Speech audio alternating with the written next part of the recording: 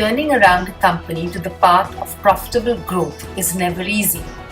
Adding to this is the structural complexity of a global MNC and the cultural dynamics that are unique to China. This is the story of how Amit was able to transform the Asian dragon.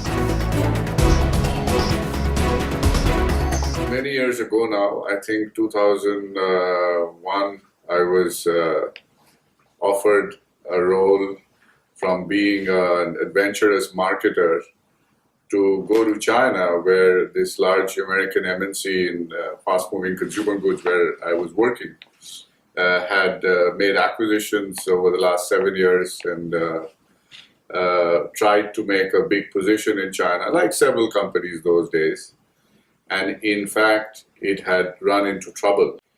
And here was a challenge for me to go to China and instead of launching new brands, growing the business, to transform this business from losing millions of dollars every year and then turn it around and then put it on a path of growth. And I had a great boss who helped me understand the challenge, and he said, Amit, this is a patient which is losing blood. You're on the operation table, you have a team of doctors, all we expect you to do your surgery, sew up this patient and stop losing blood.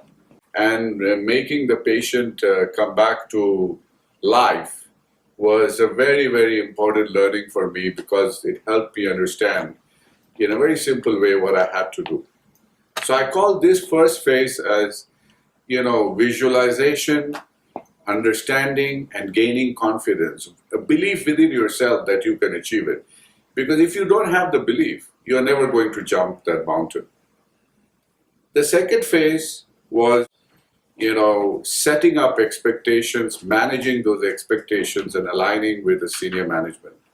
When you are given a project like this, you have to be careful that you don't set up massive expectations, because you have the risk of not delivering, and yet you want to be doing your job as anyone else does their job. So I went about making some rules and setting some expectations first for the board.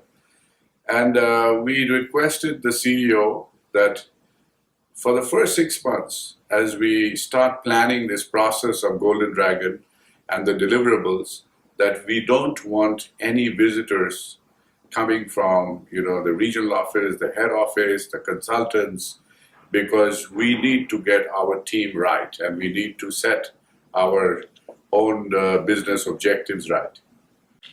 The first decision I made there was I moved the head office of Greater China from Hong Kong to Shanghai, because this was a China dream, and the Hong Kong office was seen as very much of an international office and not really a China office.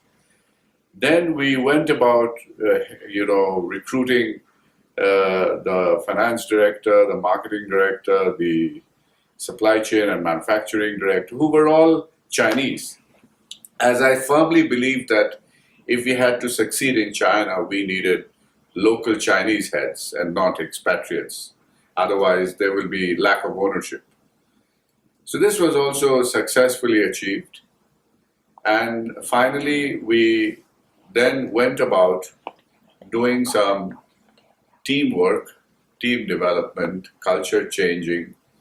And I remember we hired an agency called I Will Not Complain, because it was an apt word for this team to go and make sure that we would, make a plan we could deliver. Finally, in this phase, I had a fantastic boss. I had a superior whom I said that, Ton, I'm going to be actually riding and driving a plane. So I need to focus on this journey. I can't look behind my back. I need you to be there and make sure that if there is anything happening at the navigation side, you take charge. And this was, a key factor that, all these things were agreed and then they fell in place. So here within 6 months, I had set up a new office, I had moved the team there, I had complete boss support, and I had been able to manage expectations and set some realistic expectations, basically saying that, we will be able to deliver this whole turnaround in a phase of 18 to 24 months from the day we start out. The plan was approved, and then we went to the third phase, which was really, making the plan into a project, in terms of a large project which had 20 sub-projects, which had, actually project leaders. Each of these sub-projects had leaders, had deliverables, and had milestones, and it was like very meticulous project management details.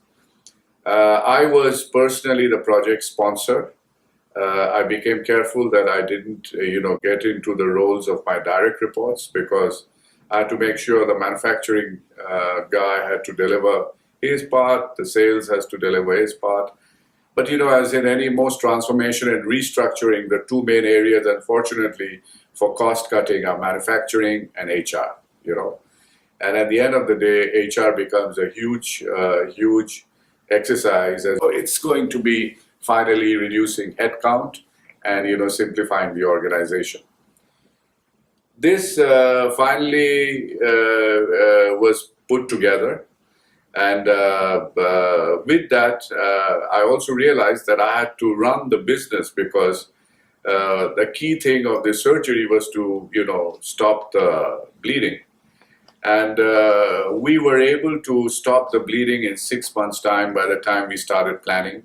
So we now had a business which had to run, and it was quite a challenge for me at that time, because I had to, be involved in the planning of the project, and at the same time make sure that sales and marketing were starting to run the business, starting to launch a new brand, and start to do as business as usual. So all this took between 6 to 12 months, and we finally presented our operating plan and our restructure plan to the board, which was approved, and then we were ready for what we call the execution stage. In this process, as we move transition towards execution, I had to ask myself and my team that did they see light at the end of the tunnel? When you do things like this, the ultimate driver of success is the leadership team and the people behind it. So I had forged very strong one-on-one relationships with my direct reports, because it was very important for me to believe that each of these leaders believed that they could execute their sub-project. Because at the end of the day, one large project would only succeed if each of these parts succeeded.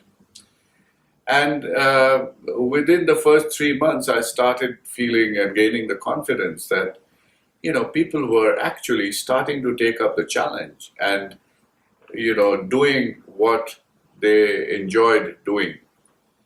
Secondly, I feel when I look back, there was a number of learnings for me. The first learning is that you had to have strong project management capability and process in place. And that, you had to monitor those each sub-projects every day, every month, and so on. The second was that it was important to not only project manage Golden Dragon, but also to manage the ongoing business. And therefore, you had to make sure that your leadership and resources were also doing the same. And I was able to do that by saying that, or by focusing my manufacturing head and my HR head more on the Golden Dragon execution, and my sales and marketing heads focusing more on the business running. Here also, I spent equal amount of time traveling to make sure that, there was support and there was provision for, both these actions happening. The third part, which is sometimes forgotten, But as important is a strong sense of financial control. My financial controller and I used to check the P&L of every business unit, whether it was a manufacturing plant, whether it was a sales unit, whether it was a marketing unit, and made sure that we were achieving all the financial goals that we had set out to, because we knew at the end of the day that the year will be made up of 12 months and 4 quarters, and that whole discipline of quarterly management of results is significant. So with this, we went to the execution stage, and then lo and behold, in 6 months' time, we had a great discovery that when we reviewed the project, we actually found that we were ahead of most of our milestones, and that we would actually accomplish what we had set out to accomplish in 18 months in 12 months' time.